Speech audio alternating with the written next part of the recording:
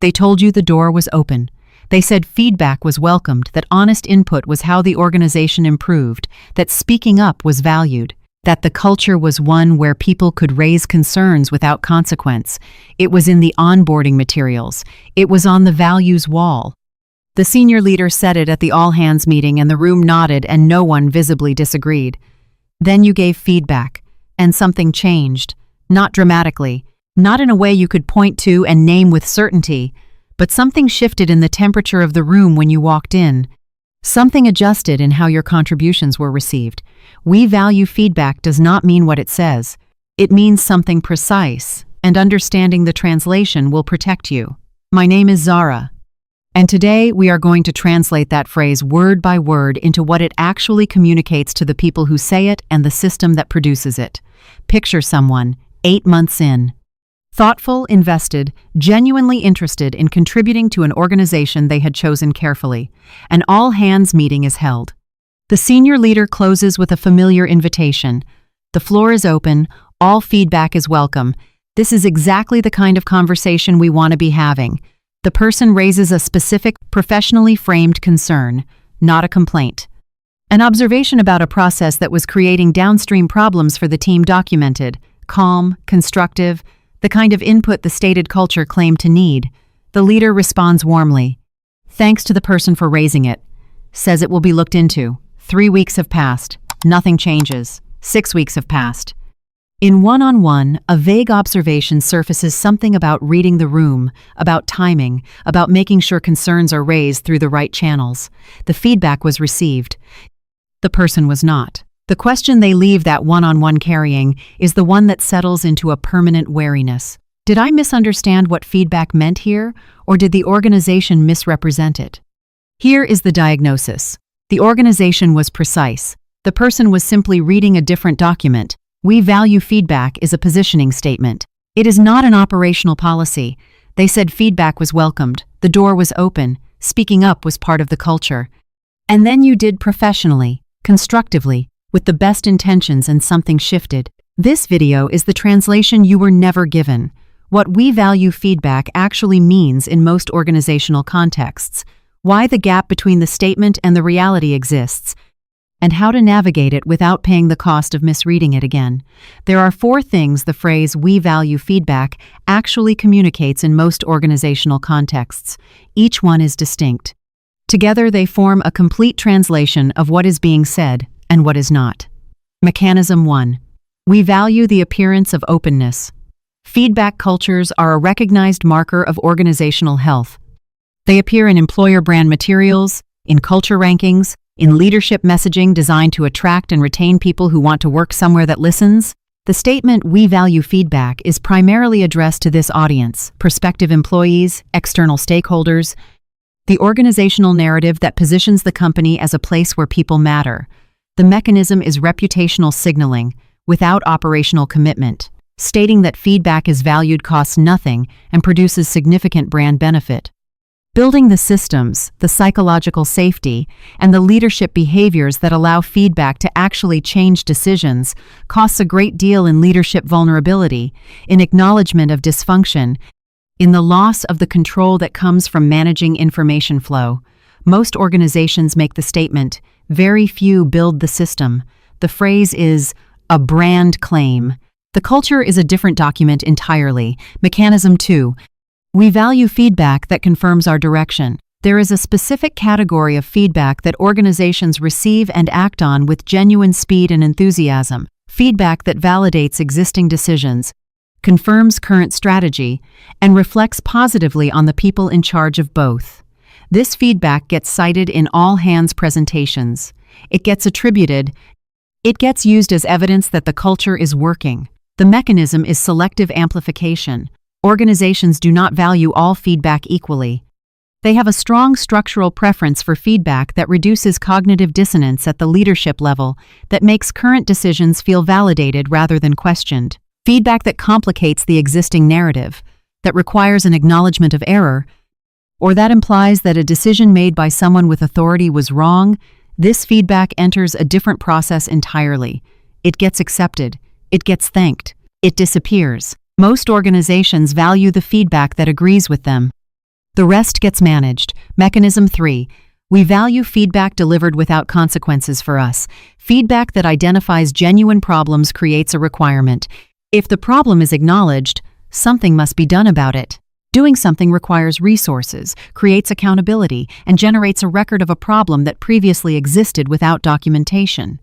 For the people responsible for the area being criticized, feedback is not just information, it is a liability.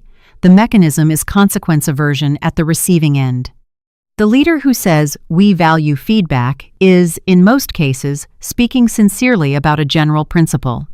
The same leader, when presented with specific feedback that implicates their decisions, their team, or their judgment, is subject to entirely human reactions: defensiveness, deflection, the instinct to question the framing or the intent of the person who raised the issue.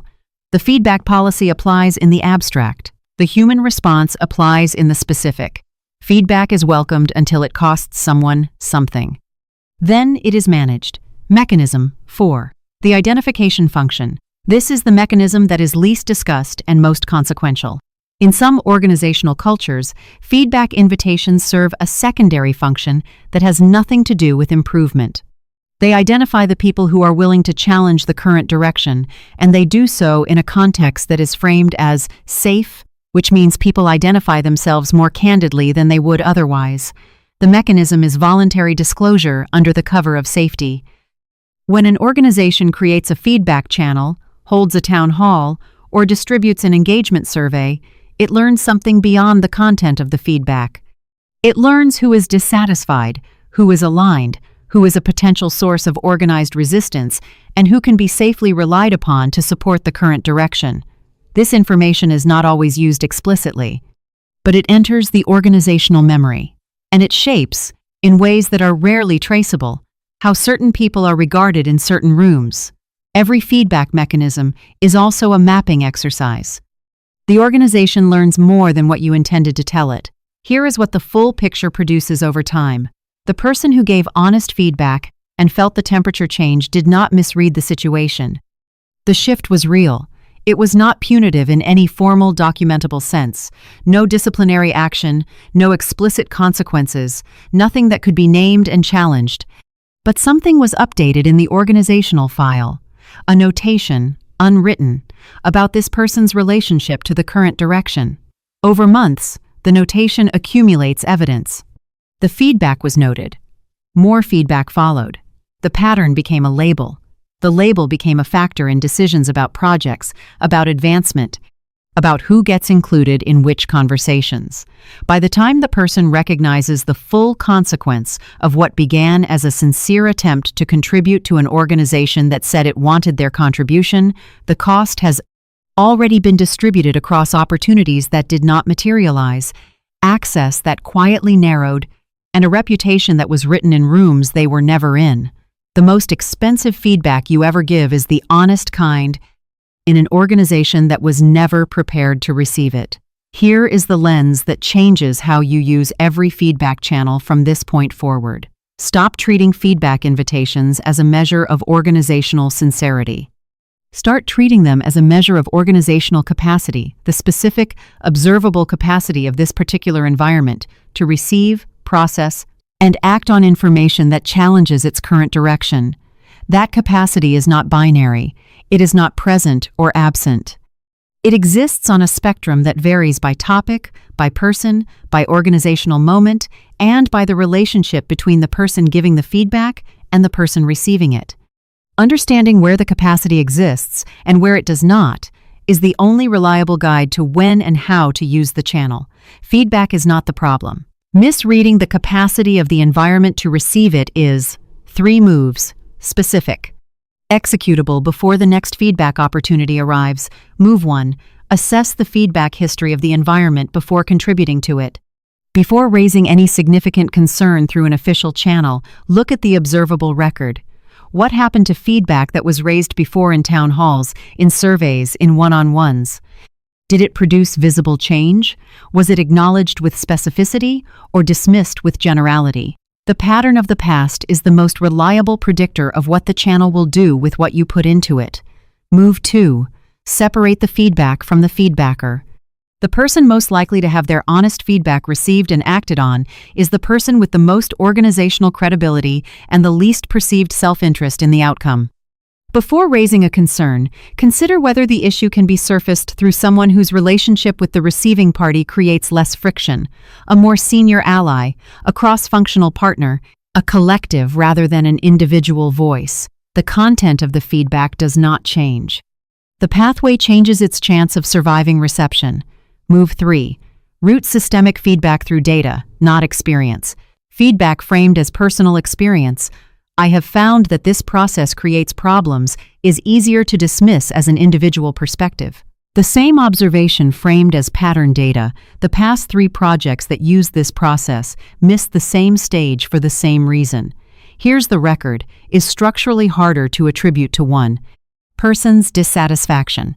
Convert your experience into evidence before you submit it to a channel you are not certain will handle it fairly. You are not obligated to stay silent.